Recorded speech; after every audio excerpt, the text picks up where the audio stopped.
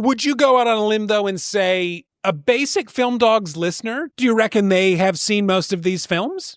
Or are they listening to it because what we have always tried to do is give you a reason to go to the cinema or to watch these old movies that have been out that you're not aware of? Or here's new ones that are out and you would never be aware of because you would rarely watch this kind of stuff? I suspect that the listeners will be pretty aware of what we're talking about. If you care enough about movies to listen to a podcast about movies, then I suspect that you are looking at least some sort of respected film journalism of some sort. So there probably is, there's probably a couple of cross connections. Whether or not our vibe is totally a different thing. Yeah. Hard to say. Not enough data is what I'll say. I'll defer to that. Not enough data for me to make an accurate prediction. Deferred by data.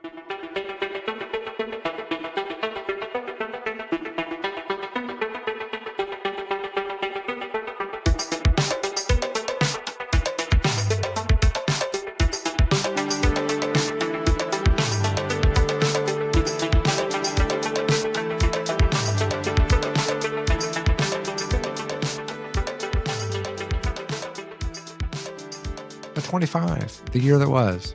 Pretty good year in cinema. I got to say that if we're going to be talking about the average Film Dog viewer, listener, then we should pat ourselves on the back of, hey, the movies that we told you to see in December of 2024 were pretty good suggestions. Awards contenders, awards winners, movies that are now being talked about as should have won stuff as well. Why don't we really quickly just go through what I would like to talk about is out of all of the films that were nominated for Best Picture, let's cross-reference what we actually drafted. So here is the 10 films that were nominated for the American Academy Awards, aka the Oscars.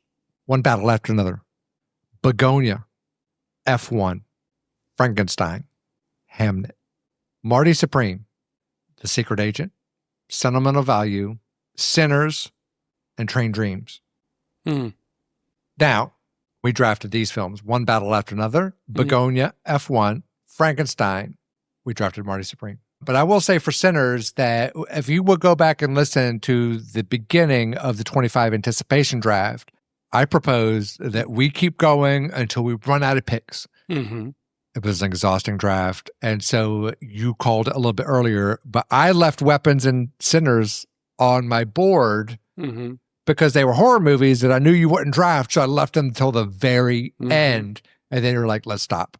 I'm like, can we keep going? And you're like, nope. And I was like, we said we're going to do this. And I'm like, okay, I got to respect that. But I did. I've got a picture of my original notes. We can carbon date the pictures. I was like, Sinners is in my anticipation. We might. Maybe we'll put it on our Instagram because that's an interesting conversation. We should have put it up a day after the Academy Awards to be like, Lord Marcus had this movie written in a notebook and it wasn't drafted because he wasn't given enough time to do it. Sinners and Weapons. Called it. Sinners and Weapons were both. Yeah. Both. And I just put them till the end.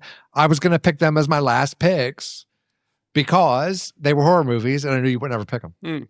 Well, because if you had picked either one of them, I just would have picked the next. So the next if you one would have picked Sinners, then I would have picked Weapons right after. It's like, obviously he's going the horror route. But I left him until the very end. Then we kind of stopped drafting, and I was left without getting two films that I would have drafted. I'm not overly disappointed. It would have been a big swing for me if reading those descriptions to then draft them. At the end of the day, on our draft board, 6 of the films that made the top 10 Best Picture of the Year nominations were put forward. So like that really is just kind of our way of saying, you can trust us. You can. Yeah. Like, there's no reason I was like, what are these guys talking about? We're just telling you what are possibly going to be the greatest movies of the year. So we, with a high strike rate, predicted 6 of the 10 films of the Best Academy Awards for last year. A very good strike rate for the Cannes Film Festival for this year. So I don't know what else we would have to say to sort of legitimize our picks and what we're talking about.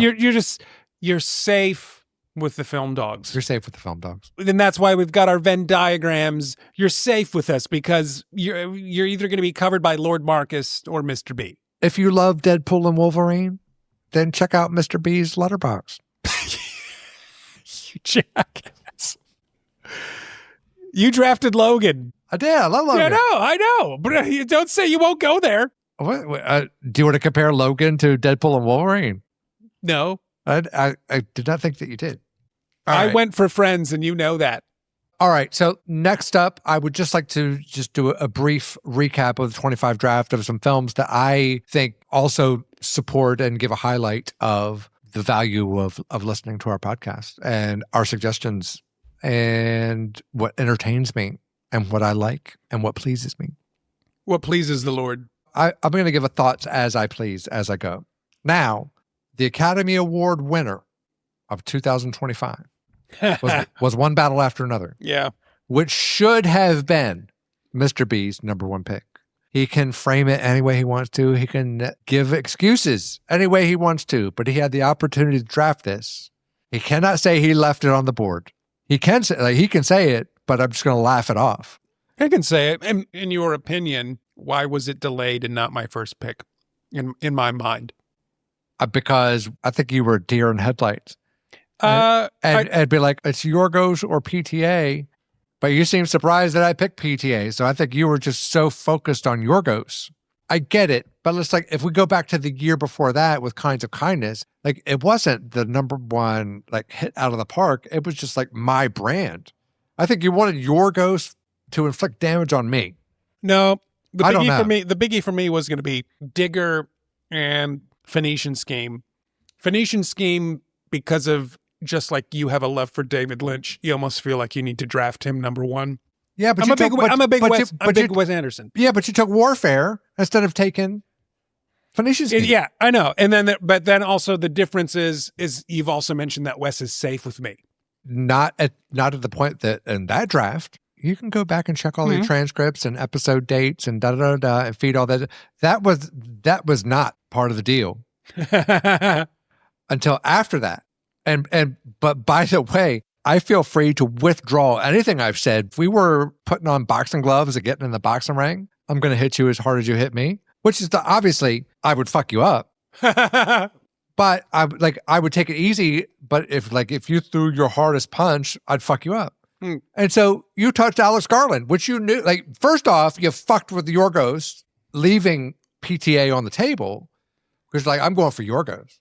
All right. Because like you're going for my jugular. And then you go for fucking Alex Garland going for my jugular. Dude, then all bets are off. If you're going for my jugular, I'm fucking going straight for yours. You can either show some respect. So or out not. of it, you got One Battle After Another. I did. Congrats. Thank you. I took Eddington, which I loved. No Other Choice, which I loved. That was a really good film, Dog Nights Out. 28 Years Later, which I saw in the theater. We watched together here. Oh my God, so good. We've briefly touched on that. And then I traded for, and here's the thing. We traded at the end of the day. I still got Begonia on my team anyway. All I had to do was give up the Phoenician Scheme. And because of giving up the Phoenician Scheme, I got my Alex Garland. I was able to acquire Marty Supreme, with which I ended up trading to get Begonia. So I still got Yorgos anyway. Now, I think you've already learned your lesson because this year's draft, you've actually played it the way that I would have played it, mostly. Well, like we said in the 2017 draft, I've learned. Now, those would be my highlights of why I think that the best movies that I drafted from the year, like the overall best, but in a very close second tier, I'd have Warfare, of which I traded for. Caught Stealing by Aronofsky. Yeah. The Mastermind by Reichardt, starring Josh O'Connor. Mother Mary, sure to be divisive, but a David Lowery movie.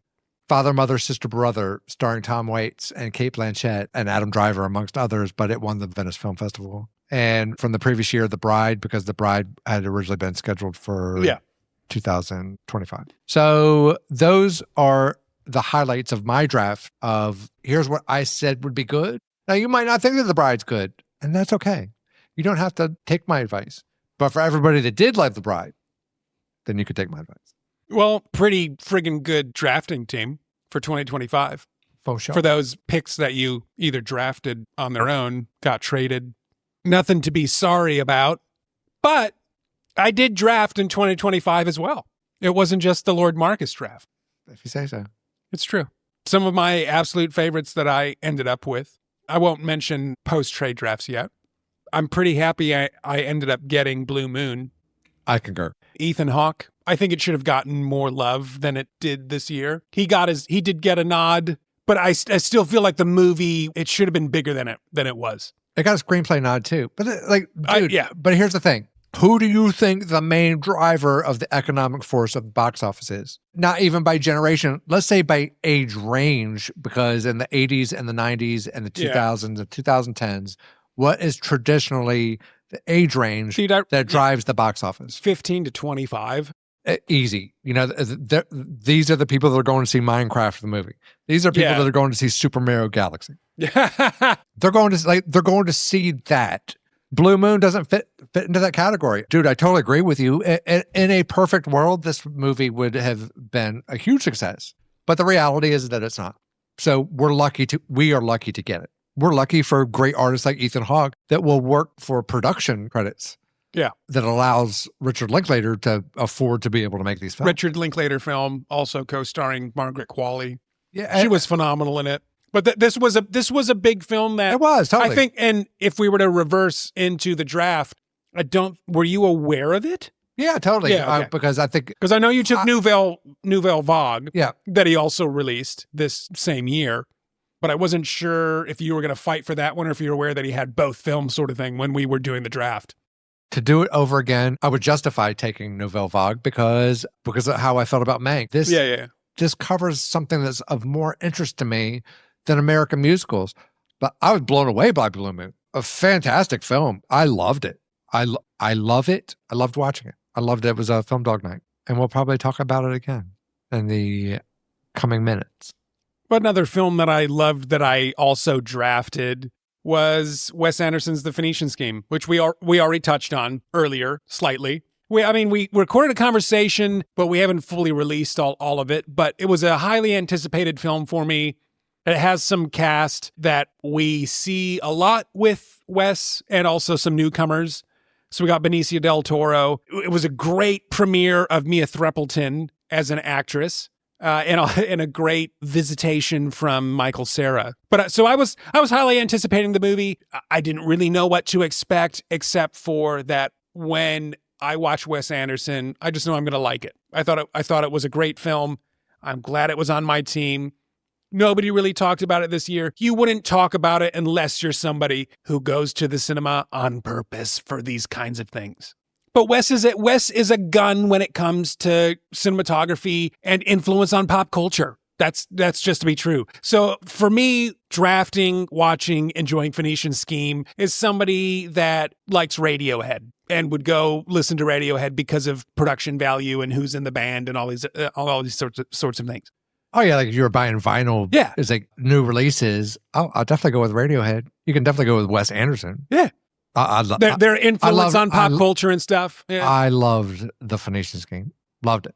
So that was another big win for me. I had to lose out on other films to get it. I loved it. Another one that I also enjoyed was it's not going to be as good as the rest of the movies I'm talking about. But I did enjoy Black Bag when we watched it in cinemas. So this was a Steven Soderbergh film. Kate Blanchett again. We love Kate. It was a very serviceable watch. Watch. Michael Fassbender, dude. Great cast, good story. I think people's argument that maybe either don't like that kind of... I mean, Steven Soderbergh's pretty good at pop culture as well. But I think some people maybe would have thought it was boring. Would you think that? Yes. Where I think is witty, yes, the common movie watcher would have gone, what the... This is boring. Again, could you put on something else? Especially if it was a non-theater watch. I think it was moderately successful. Look, it wasn't widely marketed. At the end of the day, it was a good movie. It was enjoyable. 3.5 to 4 stars is where I kind of put it out of 5. Yeah. That's what I'm saying. Like, not what I feel personally. That's what I think like the average rating of people that would be into Soderbergh totally would be. Like if you're into Soderbergh, probably be a little bit higher. If you're just into spy espionage thrillers, yeah, I'd say like 3.5 to 4. It's not the best of all time, but extremely well made, extremely well acted, good story. Maybe not as much as Electricity, which would account for why it wasn't much of an awards darling. But I thought a very good movie. I loved it. Another one that was a movie that I enjoyed, got pretty good success, critically received, acclaimed. Rian Johnson's Wake Up Dead Man. I like that a lot. So Knives Out 3. And I don't like that son of a bitch. You don't. And it was, and it was a long movie. But I love Josh O'Connor. O'Connor. And I love Daniel Craig. Daniel Craig, Glenn Close, Josh Brolin, Mila Kunis, Jeremy Renner, Kerry Washington. I thought it was good. Kaylee Spaney. I enjoyed it. Yeah. It was witty. I thought it was long bad, where you could have had long good. Long like long legs? Like long legs. Bad. So I would have cut some of fat to make it a tighter film, but I overall enjoyed the film. I think you enjoyed it more than me, but those were kind of my gripes. There were moments where I felt like it was just diverting too far. I would trade for it. You would trade for it? Yeah. Okay. Well, this is live on the Film Dogs. Lord Marcus, I've just received a phone call from your team's manager, and I'm sitting at my desk, and you'd like some rookie on my team, Knives Out 3. What did you want to trade for it? I'm not prepared. A bag of dicks? Denied. Fair enough. I wasn't going to offer a bag of dicks. I'd keep that for myself. I'd keep that for myself. Tasty. Makes for good soup. Another movie that I am glad that I drafted, that I don't think was really on many people's radars. Die My Love. Oh my God, I loved that. Lynn Ramsey film. Yeah, that was good. We got Robert Pattinson. We got Jennifer Lawrence. We got Sissy Spacek. Fantastic supporting actress in this movie. It is not a easy watch, I think, for people that, what could I reference? People that, if you did not like Blue Valentine, if you did not like, what's another movie like that, Lord Marcus? If I had legs, I'd kick you. Do you give away the topic? You can give away the topic because it's in the description, but it's really about a relationship breakdown of a couple and of a wife. Postpartum sets in. I don't know if I would call it postpartum because of the relationship dynamic in this movie. I would not call this in the way like Night Bitch was definitely postpartum. Yeah. Movie was not about postpartum due to motherhood. Now she had mental health issues prior to getting pregnant. Yeah. That continued on, and maybe being a mother made it worse. But either way, the movie highlights that, you know what? I don't know that it's correct to say. I'll just say what my opinion is. And my opinion is not every woman has to have children. And there are some women that should definitely not have children for various reasons. And between that, there are terrific women that would make tremendously good romantic partners to people of their choice, and they deserve the respect. And they shouldn't be criticized for not having what it takes to be a good mother. And I think it's fantastic because, like, as a person that doesn't have children, like, I celebrate everything that the difficulties of having children, and that some people aren't equipped to do that. And they aren't, and they should not be deprived of the joy of life because they don't want to follow the path that was laid by the expectations of a certain type of society. And this movie explores a person that probably would have been better off not having children. What I was worried about the movie before I had seen it, reading the description and knowing who was in it, I was worried it was going to go more body horror for whatever reason. It didn't do that at all. All it did was make you live in the space. And if you are we'll go there because this is what people want to hear. Well, Lord Mark, this is what people want to hear is our opinions and our thoughts and feelings and connecting with us. I'm curious why you thought it was going to be a body horror. Maybe it was due to past films that the director's done. You Were Never Really Here wasn't, it was violent, but I wouldn't say it was body horror. For me, it is by far in the same league as Mother. Yeah. Which is, but those are the only two performances of Jennifer Lawrence that I love. Now, I think she's a great But person, and she's lovely, and so on and so forth, and et cetera, et cetera, et cetera. I'm not disrespecting Jennifer Lawrence. There's two performances of hers that I really enjoy. Yeah, they're your most memorable. That for me, give me what I want, and that's Mother and Die My Love, and everything else is for everyone else.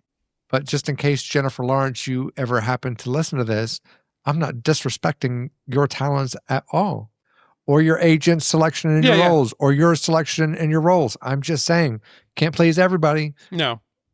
I like a couple of your films very much. They're two of my favorite films of the last 10 years. Why I drafted it, why I enjoyed it, and why it's also hard sometimes to recommend is because if you are a young parent or you are somebody who is married who, I mean, dude, let's be honest, who does not have problems in their marriage at some point in their life? This is going to make you think about those moments and think about your relationship. And if you are someone who struggles with mental health, specifically, this really is one of the best films I feel that encapsulates both the feeling of someone who has it and someone who is on the other side of receiving it. And I felt like I could relate to both Lawrence's performance as well as Robert Pattinson's. It's a phenomenal film. I think you should watch it, but you've got to approach it with caution. It's not the kind of movie that you watch at date night with your missus. Another movie that I would like to mention, kind of wrapping up a few of my faves of 2025 that ended up on my team, was Hamnet by Chloe Zhao. This was received in a post-trade with Lord Marcus, which we had mentioned earlier. You may or may not have seen it because of the Academy Awards. I think it's probably why it got the biggest highlight. I'm so happy that Jessie Buckley won for Best Actress. A bit interesting that Paul Mescal was not mentioned really that much at all for supporting actor or anything for awards this year. But incredible movie. The Max Richter score as well is beautiful and heartbreaking. If Jennifer Lawrence gave a great view at mental health, Chloe Zhao gave a fantastic look at grief and motherhood. It's a powerful film. Was talking about it with a friend. They were watching it in cinemas. I think it was going to be date night with the missus. And he texted me and he goes, dude, have you seen Hamnet? I was like, oh, of course. And he goes, cried, bawled. The dude sitting next to me looked like the most machoist ex-war dude. And he goes, that dude was bawling. It was probably me. Yeah. This was in Melbourne. I saw it at the Gold Coast. Oh my God. I was the same way. I have surveyed many people about Hamnet, and not everyone cries. I don't think it's a good or bad thing, but the entity known as Musing on Movies even put in his review that is like, a lot of people are crying in this movie. I wasn't one of them. So I think there's definitely a demographic of men and women, and I should just say humans, that don't allow themselves the emotional vulnerability, the space of letting a movie affect you that way, which is okay. I'm not criticizing that, but I would say I try and fight it sometime. This was a movie I could not fight. I love being vulnerable in the movies. I love crying at the movies. It means that there's something powerful that's being stated, and I cried a lot in this movie in the good way, in a cathartic way, and like in the celebration of humanity and the grief of loss. I cried in several different styles, but I definitely I cried a lot. I love this movie. Yeah, oh, man. Dude, God bless Chloe Zhao, director. I mean, the screenplay was phenomenal. Shout out to Jacoby Jute that played the young Hamnet. Yeah, fantastic producer line, like the people to be able to make this movie and get it across the line and have it come out the way that it is.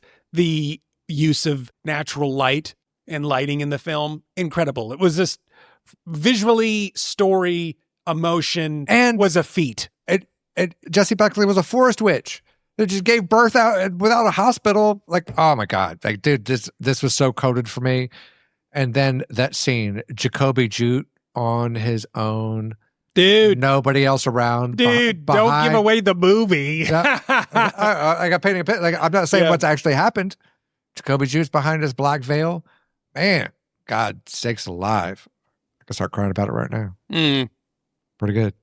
Those are the main movies I'd like to talk about before we give away some awards for what we think should have won this year at the Academy Awards. I did draft some movies that were on the actual Academy Awards that I don't really feel like I need to talk about. F1 was on my team from the beginning. Marty Supreme's on my team, but I don't feel like I want to beat those movies to death. They are what they are. They were feats for specific reasons. But on to the awards. Lord Marcus, how do you want to approach Film Dog Awards? Film Dog Awards. I'll tell you one the thing. Woof Awards. One thing I don't want to do. Should they be called Woofies? Because then it could be because then I could have it on Instagram and the Woofie goes to as a placeholder. That's some of the weakest shit I ever. That's why it's funny. I know. Funny to you, not funny to me. All right. Film Dog Awards. Categories we have: Best Actor, Best Actress, Best Supporting, Best Director, Best Screenplay, Best Score, Best Cinematography, Most Underrated Film, what we thought was underrated or a gem that was missed, and Biggest Disappointment of the year. And the final award is the Film Dogs Film of the Year. You know, the best thing about this is you don't have to sit through a bunch of goddamn advertisements and close-up red carpet reviews. You can just get straight to the fucking award. Yeah, and this is not the Golden Globes either, where they've got to sprinkle all the other shit in between.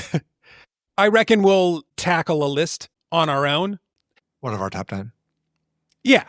Yeah. Why don't we stick on a category and we give our awards on the category? Instead of you go through your whole list and I go through my whole list. Yeah. So you want to do each? Yeah, each. Okay. I'm going to go first, Lord Marcus. Go ahead. In Best Actor, I gave it to Sir Ethan Hawke for Blue Moon. Nice. There's other actors I could have put in there. Was there other actors you could have put in there? I think as a film dog, DiCaprio was up there for a conversation. But as a film dog, Ethan Hawke, to me, gave the better performance. I love Leonardo DiCaprio. I love him in every movie that he's been in that I've seen. It was a great performance in one battle after another. But there were aspects that I felt I had seen before, where Ethan Hawke embodied a small, balding, gay man-ish. Manish or gayish? I don't know. That's how good how good that role is. And you believe it, you believe him, you are there with him in that bar that night, having him tell those stories. 2 movies that I pre-ordered the evening I left the theater, because I saw them late in their releases, was Blue Moon and Hamnet. That's how good these movies are. Ethan Hawke performance, bar none, in my opinion, the best male performance of the year. In Best Actress, I was happy with Jessie Buckley there. Lord Marcus, who did you have in Best Actor? I also had Ethan Hawke. Nice. For Blue Moon. Film Dogs, the Doggians, the listeners, this is live for us. We chose on purpose to not know what movies we were going to talk about or who was going to win which awards. We wanted it to maintain the freshness and the excitement and the riffing. So this is exciting for me. I'm happy that you chose it as well. I like that we're in sync, at least for this pick.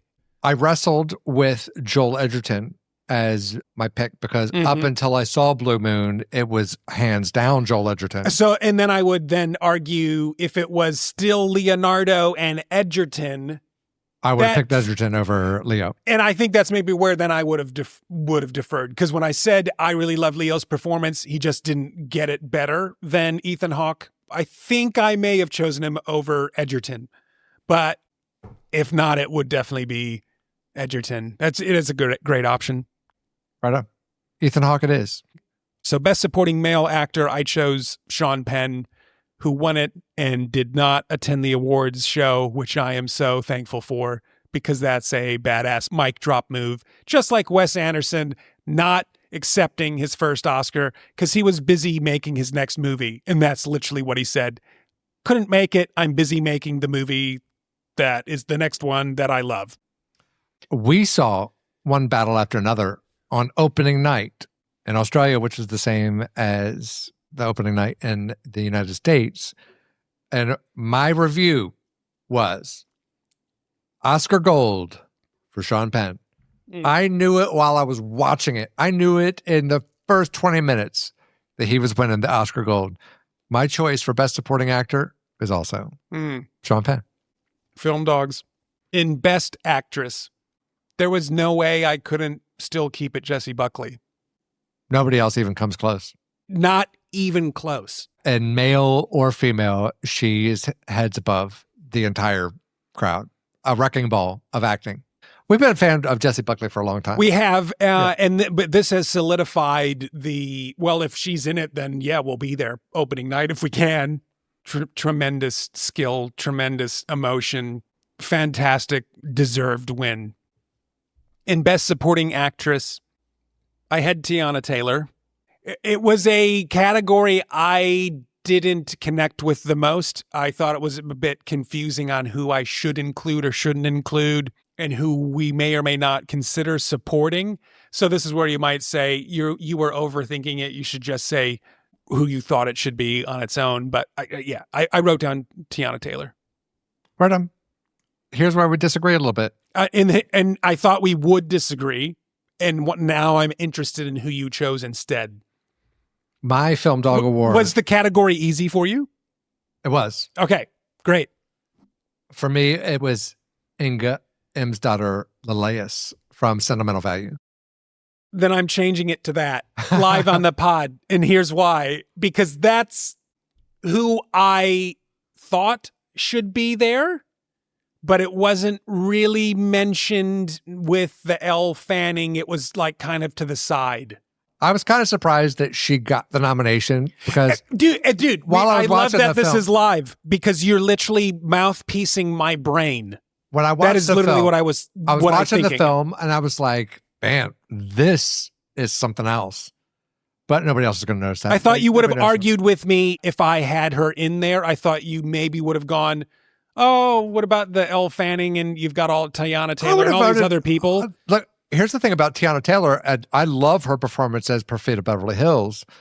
I just don't think that she was acting. I think that's who she is in real life, which God bless her. Like, I would watch that because Tiana Taylor, not only like super hot, like she seems like a lot of fun. I bet she's an awesome human. But my guess is that the person she played is like, I don't think there was a lot of acting involved. I'd have to see some more. Like now it could. I thought she needed to be in the film a bit more. Inga could have also, the same argument can be made, is like maybe she's just being herself. Yeah, but there was I don't know, but there was something about her performance that for me was just really super deep and very impressed. Very impressed. I don't remember offhand which nominations she did get for supporting. Why Sentimental Value was heavily favored to win Best International and get a nod for Best Picture was because all of the major players got a nomination, which doesn't happen very often. Boom. Boom. I'm going to jump to Best Screenplay. I gave it to One Battle After Another, which was Paul Thomas Anderson. Boom. What about you? I gave it to Blue Moon. Nice! As an English major. Yeah. And as a huge fan of makes sense. Of the Before trilogy, it hits all of my vibe buttons. And here's the thing. Like the screenplay is one thing, and like writing dialogue is one thing, and like in a working screenplay where it has essentially the directions for your cinematography, you can get into all that stuff. So I have to break it down. What separates screenplay from cinematography? What separates screenplay from directing? What separates screenplay from editing? Tends to be the dialogue, and I think the dialogue for me for Blue Moon was so far superior. It's rich. It's super rich, and it's original. It's like it's not based on anything. Whereas One Battle is like still it's an adapted screenplay. Like a lot of that was already written by Thomas Pynchon. Yeah. That's not to take away the directing talent, but we're talking about the screenplay for the writing of it. I appreciate Linklater's devotion to the detail of what that was about, and the dialogue was just so spot on. Great. I loved it. Blue Good. Moon. Excellent. And Best Score, believe it or not, Lord Marcus. I kept it with Ludwig Göransson. For Sinners? Yeah. And the reason I did was the moment I thought about the multiple songs through the film, not necessarily just emotion, because another good one that should be mentioned would be One Battle After Another, Johnny Greenwood. But when I thought about powerful songs that you might throw on the car more, the country blues, what do you call it? The song that they do out in the front car park? Oh, yeah, well, Delta Blues for sure. The iconic scene that was not mixed that well at the Oscars when they tried to recreate it. But that song's phenomenal. And then even having Buddy Guy in the end, there are a lot of reasons why I kept it Ludwig, even though I loved Johnny Greenwood. So shout out to Johnny. Right on. Mine might surprise you a little bit then. Do you have a guess on what mine is? No. That's okay. I mean, there is one guess, but I think I'm going to be far off from it. Mine's 28 years later. Young Fathers. Because I guess that caught me a bit by surprise, but I don't know why it did. Their rendition of the T.S. Eliot poem Boots, for me, not only is the best score of 2025, but the best overall song of 2025. But how the score supported, because it was modern, it was electronic, it was glitchy, it was dark, it was it really represented it represented the film in a way. It did something kind of new and interesting. I'm actually kind of surprised. I thought you would have went with Anemone. I totally get the Sinners, and I totally get the Johnny Greenwood. But for me, Young Fathers is this 28 years later supporting this very non-traditional elevated horror movie, not using strings, like using all electronic music. Man, I can't say enough about it. I really loved it. Well, I had a slash on this category because I was so conflicted about it. And here's why I had a slash. The slash was not for just score, because before we recorded, did we want to include sound? Sound and score. Sound, yeah. But there is a category of song. And so there's kind of like three: sound, score, and song. And if I could still include maybe a nod to another film, because I can only have one, I said if it was for song alone, On the Nature of Daylight, the Hamnet song from Max Richter, or Anemone's title track. Yeah. Those are two songs from the year that are insane. Yeah. Long totally. Pause, not because I didn't have the word. Well, that isn't a good word, because I use insane a lot. For dramatic effect. I think. For dramatic effect, but I'm thinking about the fact that my kids ask for both of these songs at home or even in the car, and they are under the age of 7. Especially, dude, Lord Marcus, especially Anemone. Duke loves the Anemone soundtrack, and so does Daisy. That's a pretty good soundtrack.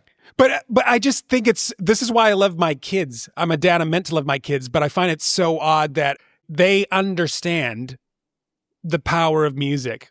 I played the Hamnet song for the first time in the car. Silence. And then when the song goes over, Duke in the back seat goes, "That was a pretty song."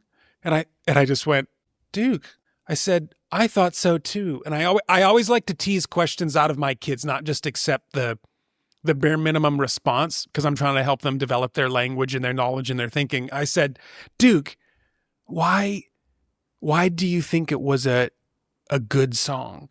What made you love it?" And he goes, "It kind of made me feel a little bit sad." And I just love that about it. And same thing with Anemone. Both of my kids love the drop that happens in it. Yeah. Do you think they will appreciate the Daniel Day-Lewis monologue? I can't wait for the day that I watch Anemone with my kids. Is that going to be when they're 18? I don't think it would have to be when they're 18. Puberty? Puberty. Because then, puberty. They have to be old enough to not tell on dad. They'd be like, "Oh, I was watching," because I think they would like it and respect it. No, my dad likes it. What do you think you're doing showing our kids Anemone? Yeah, it'd have to be a secret. They'd be like, "Oh, thanks for showing me that movie finally." We won't tell Mom you gave us cigarettes. Yeah. Smoke break. Smoko. Anyways, so that's score for me. I'm going to jump to cinematography and then end with director before we go to biggest disappointments, underrated, and film dog of the year.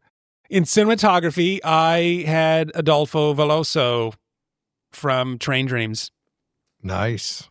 Sinners won for that category. And I don't want to argue that with anyone, why I didn't choose Sinners, because I think it is a stunning film. It's achievements. I love that a female non-Caucasian was a cinematographer. So it has nothing to do with that.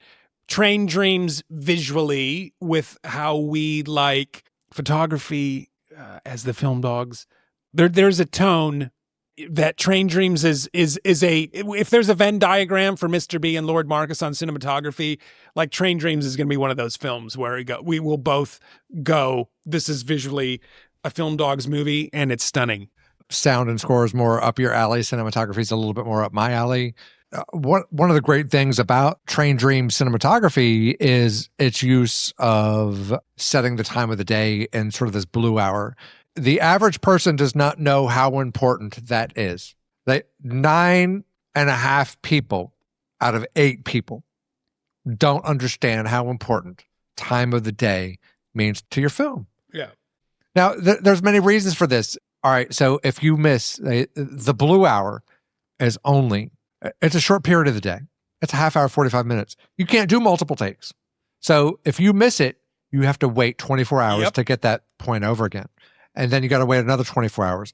Whereas the standard is, like doing 100 takes of one scene, you don't have that much time to do it. So people need to be super well rehearsed. So the director needs to be pretty good at all phases of his direction in order to get this blue hour photography, which is gorgeous. Now, Terrence Malick is probably the most famous person of being able to, because he takes his time. David Lynch would have done the same because he's like, I hate time. I hate time constraints. It's bullshit.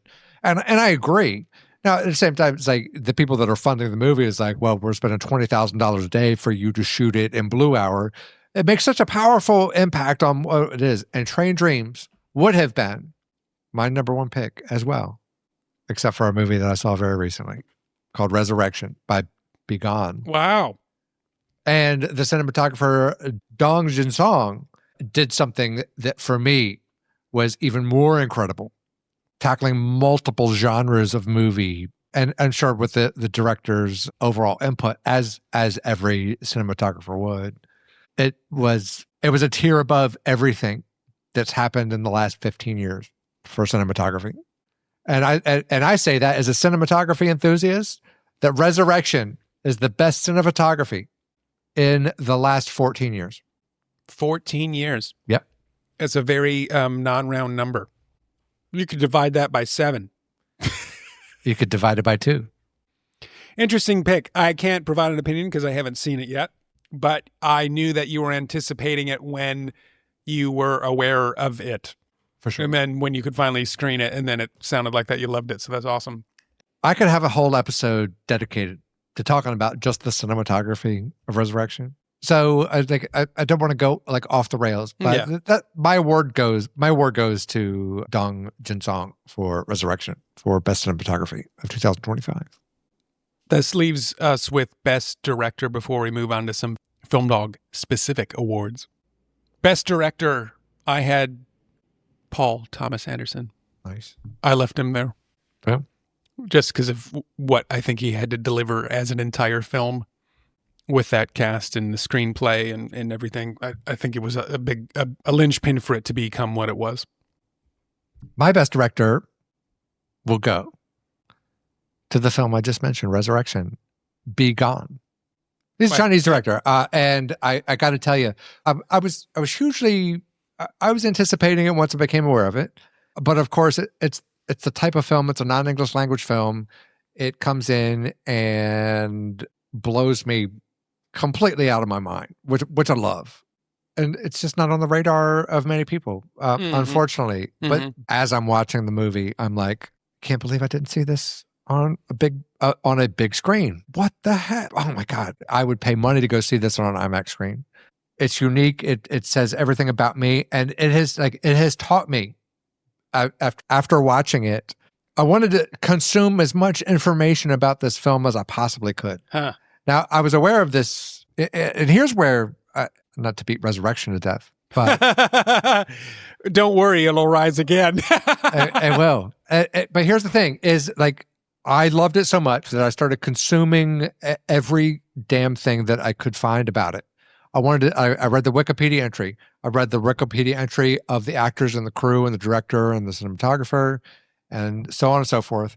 And I am still obsessed with this movie. Like I'm beyond obsessed. It's not recency bias. But it's not, and I'll tell you why. Because while I'm reading the review, that's a good call out through ebert.com, I'm looking at this word called phantasmagorical to describe this film. Phantasmagorical. Now, I had originally always thought that described some movies that I wasn't really that into. Mm-hmm. I was like, oh man, that's kind of weird. Like these other films that I kind of feel would fall into that category aren't really my thing. However, I was just completely wrong. I don't mind admitting that when it comes to the English language, even that I can be wrong. I'm often wrong, and often wrong not on purpose. Here's the thing. So it led me to start researching films that would fall under the title of Phantasmagoria. And every film that it's actually my favorite subgenre of film, like because it can fit into horror, it can fit into drama, it can fit into anything, but it sort of describes a dream state. Therefore, every David Lynch film, every Tarkovsky film, half of Bergman films fall into this sort of same category. And first off, it educated me. A foreign film educated me about the English language. So it's not a recency bias thing. It's the movie itself. On top, out of all of these movies, let's take the movie Holy Motors as an example. Ooh. As an example. I watched it one night. You came over the next night. I watched it again. It is such a rare occasion that I will watch a movie 2 nights. There's been a handful of movies in our years of knowing each other. They Clone Tyrone, I think, was one of them. Yeah. But Holy Motors was like on a whole different level. And this crushes Holy Motors. But it's in that sort of in that same. Nice. I knew while I was watching it that it was me. Did you feel dirty watching it without me? No, after you're saying all of this, no, because here's the thing. Because you had mentioned we should watch this together. I did, and you decided that you wanted to have a conversation about things other than watching a film, and I was like, okay. I said what I wanted to do tonight was watch Resurrection. You said I would like to catch up because we haven't talked in a while. And Film Dog listeners would have gone, "Aw, that's nice." Yeah, yeah, like because I was nice. And then the very next night was what I wanted to do. I did it the next night. I gave you the fucking opportunity to watch the movie with me. The fact that you declined it, no, I do not feel guilty about it at all. There's no grace from Lord Marcus. There is none. Dude, the grace the Lord has spoken. The grace was I extended, and even before we started our conversation, I showed the trailer first. So they was like, oh, yeah, we should watch that instead of whatever. You chose not to watch it. Dude, I offered it to you. You declined. I watched it. I do not feel guilty. No, it's badass. You can watch it when I get the Blu-ray here if you want, because I'll watch it again. Otherwise, you're going to have to watch it on your goddamn own time. If you want to if you want to prioritize conversations over watching movies, particularly great movies, then you're going to have to find a way to see this movie. But you can watch it here anytime you want, because I will watch it anytime that you want to, because it's so fucking good. It was really good. Anytime, day or night. So my best director goes to Be Gone. Nice. From China. So suck on that, Trump. I'm going to biggest disappointment I can't wait of 2025. to hear what your biggest disappointment of 25 is. A Big, Bold, Beautiful Journey by Kogo Nada. Oh, nice. I wanted this movie to be good. I wanted to love this movie. I looked at the cast. I thought it was interesting. I looked at the story. I really thought the story was interesting. And everything about this movie should have made it good. And you probably could have fixed it with, unfortunately, Margot Robbie, and the chemistry between Colin Farrell was way off and weird. And accent choice was weird. I haven't even seen it, and I won't even see it. But I know what would have fixed it. I know for sure what would have fixed it. Right? Yeah, Margot Robbie. You've said it before. And Colin Farrell. This should have been given to amateur actors or non-actors or burgeoning actors. They stuck people that, dude, this was studio interference at its highest, and it's shameful. We'll do this movie if you put this person in it because that person puts butts in seats. If people are worried, and I know that studios are fronting money and they got to do that and they deal with flops and so on and so forth. But then reduce your production costs. Come on, man. Like a Big Bold Beautiful Journey could have been made for like $2 million and made $50 million. It would have been profitable. Give it to A24 and they would have done it right. The problem is Margot Robbie and Colin Farrell. That's the problem with this movie, as opposed to it was a flop because nobody went and saw it. But if they made it for $2 million, it'd be a totally different story. Yeah. I feel horrible for everybody involved because So it's a car crash. That's a good description. You're saying you said it all collided. It was like, and that car was only going 25 miles an hour. Or in Australia, 15 kilometers an hour. What was your biggest disappointment of 2025? Do you like that was my inclusion? Do you have any thoughts that was my inclusion? Well, I drafted the movie. It'll save me from having to disrespect it for you. Mine is another pick that you made, though. Guillermo del Toro's production of Frankenstein. On the episode, I was like, man, that's a good pick. I'm going to go see it. It's going to be a good movie. Mm-hmm. I hated it. Worst movie of the year for me. Hey, I cannot, dude, it is insane to me that this got an Oscar nomination for Best Picture. It is insane to me. This movie won Academy Awards. Unpack that, especially because it won the awards and it's the Film Dogs. Sell it to the listener why this is undeserving of all this stuff. Educate. Lord Marcus is going to take you to church. No, you know what? I'm not. I'm going to defer. I'm going to back down and just say that you should know better. I'm going to give a bullet point. I'm not going to ramble on with naming every single bad thing about this movie, which is every single second of its painful existence. I will say I do appreciate Jacob Elordi's performance. Oh, that's an interesting bullet point. But there's nothing else about this that I like. Interesting. I think Oscar Isaac was horrible. I think Charles Dance was horrible.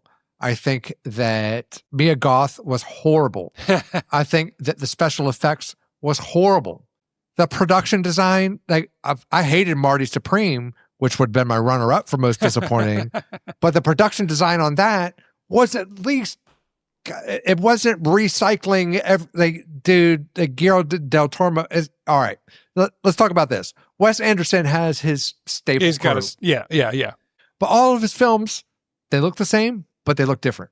With Guillermo del Toro, they all look the same, but they look the same. Interesting. They look at Crimson Peak. Frankenstein might as well have been outtakes from Crimson Peak, but nothing makes what the fuck? It was so bad. It was so bad. The Bride is so much better than Frankenstein, and The Bride is not that great.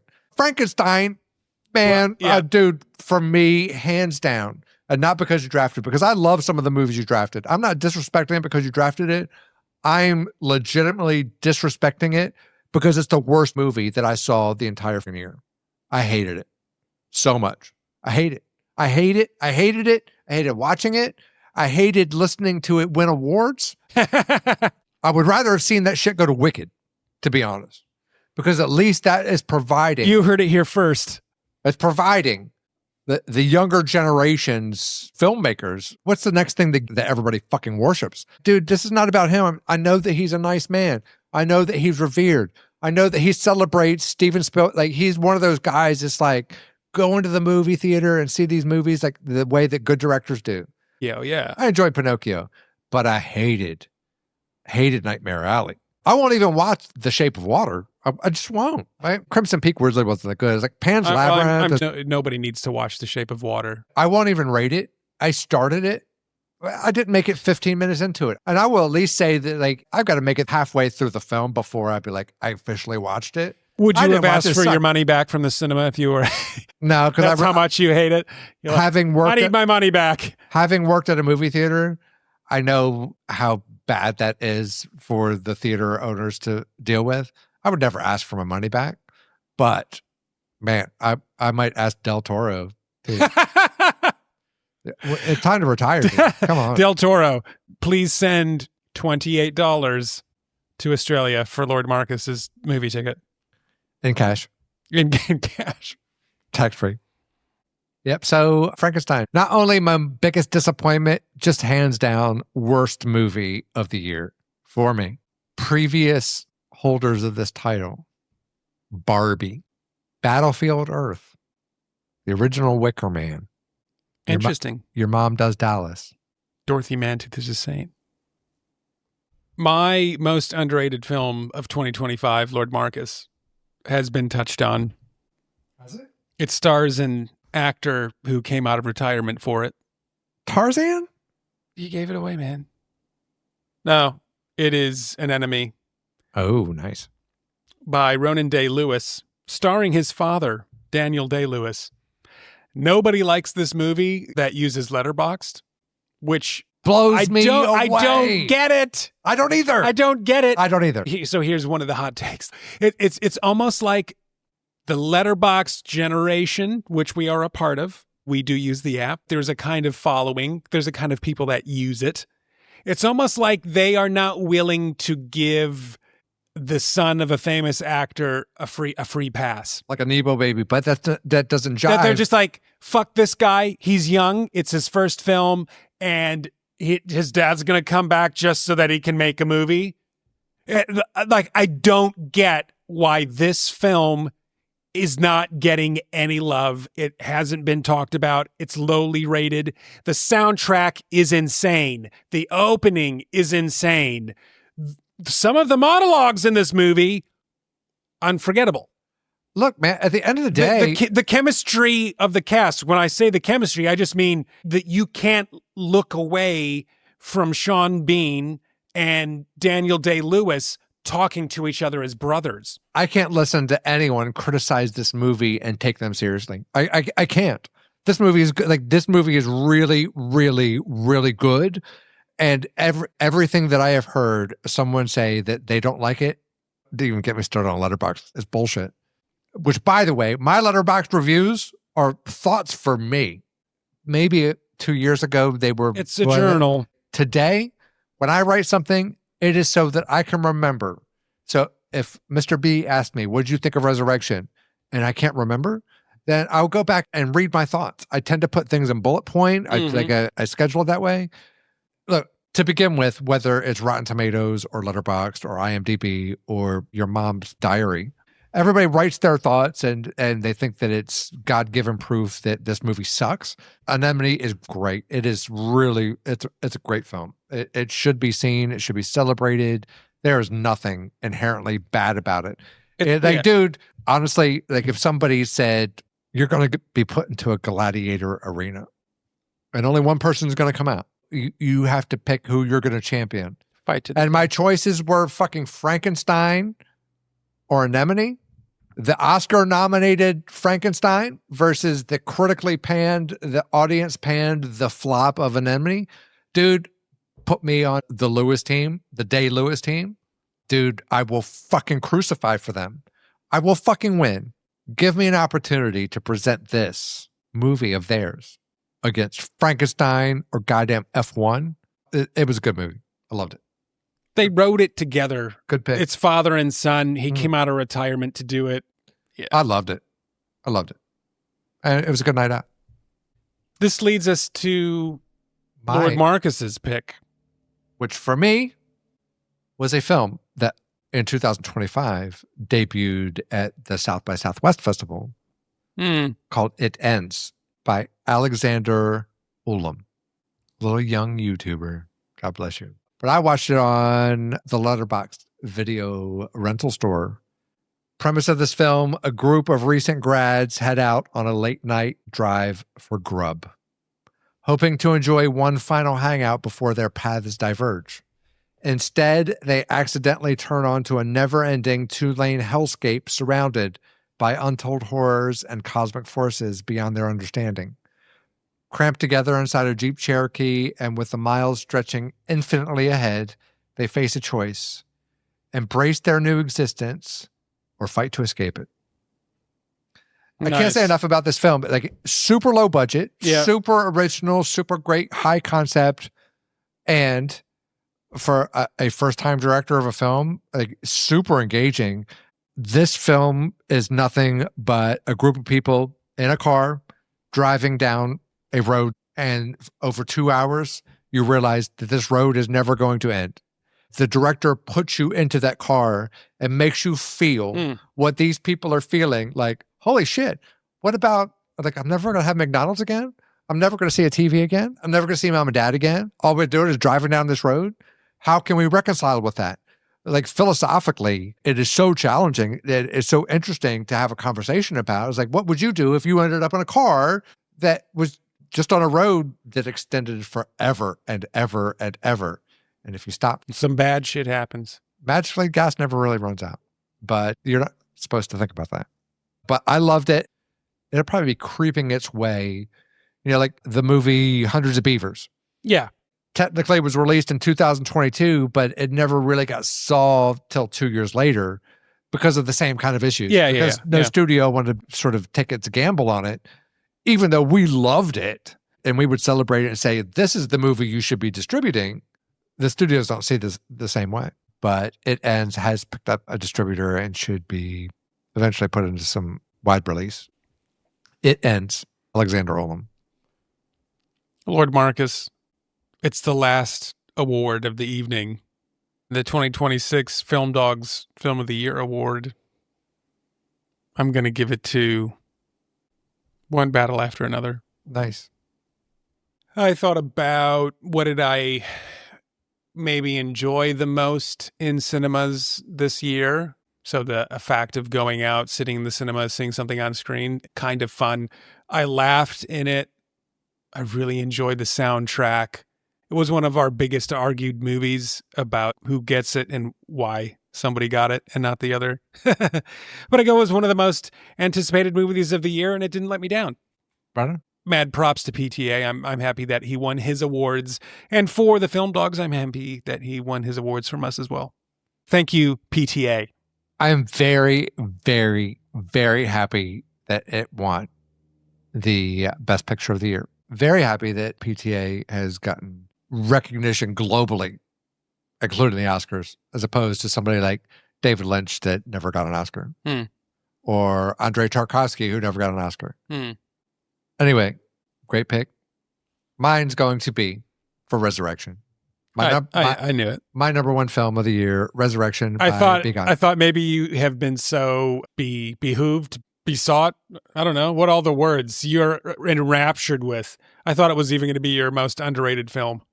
It probably could have been, although I thought you were going to give it to both. I thought you were just going to talk about this movie the rest of the pod. But here's the thing: late to the game. Somebody could say, "Oh, recency bias." I am fully cognizant and aware of what my brand is. And this movie is my brand. All right. So may I share with you the thing that most totally should convince anyone that knows me, including you. I'm researching the director. Man, where did he learn how to do this? Because this is my thing. Oh my God. Be gone. He was kind of a lazy, good for nothing, doing nothing, casually attending classes at college.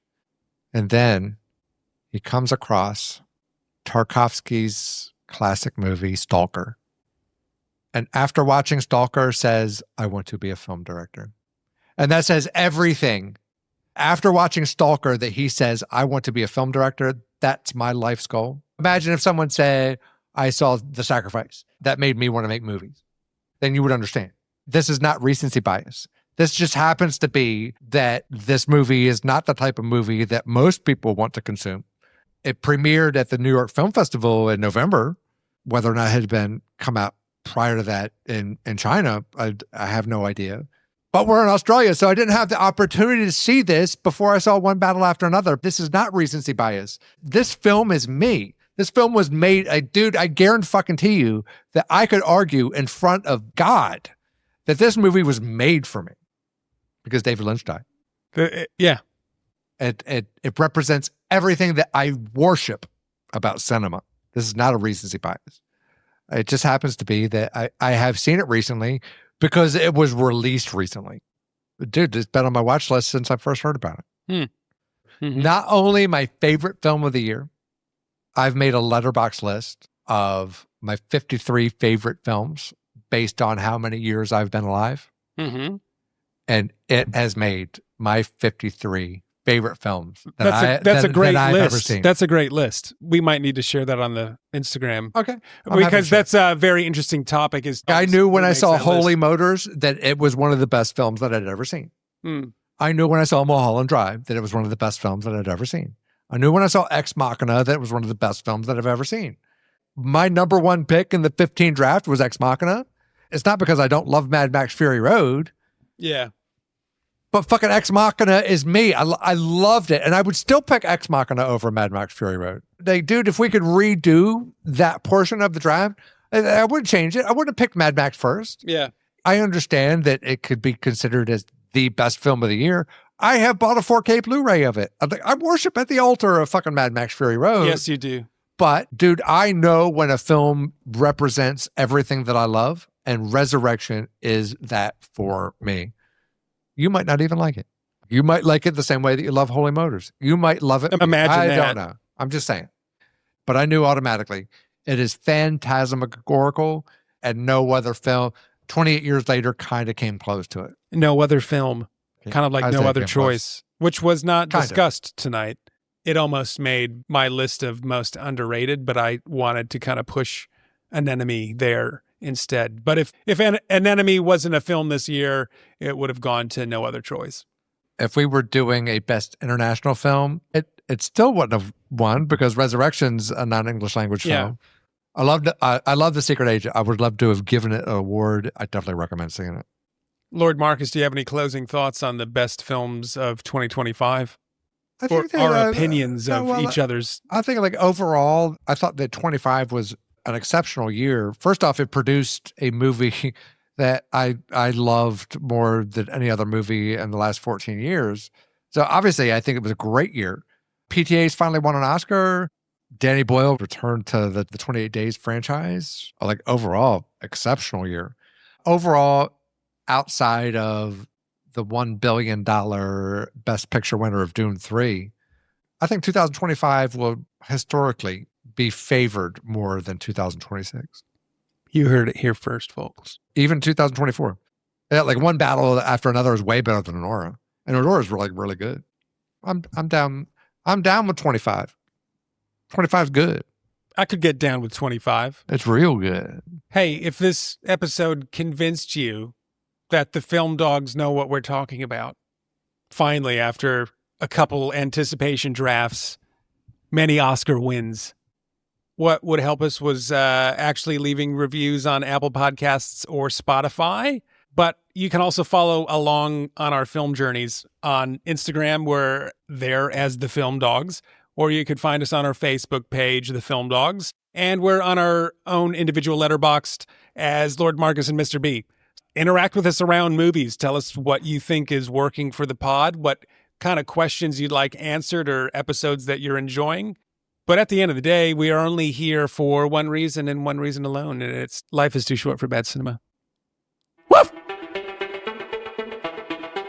Today's episode was co-produced by Lord Marcus and Mr. B, and the episode was mixed, edited, and mastered by Blurry Audio. Thanks for listening.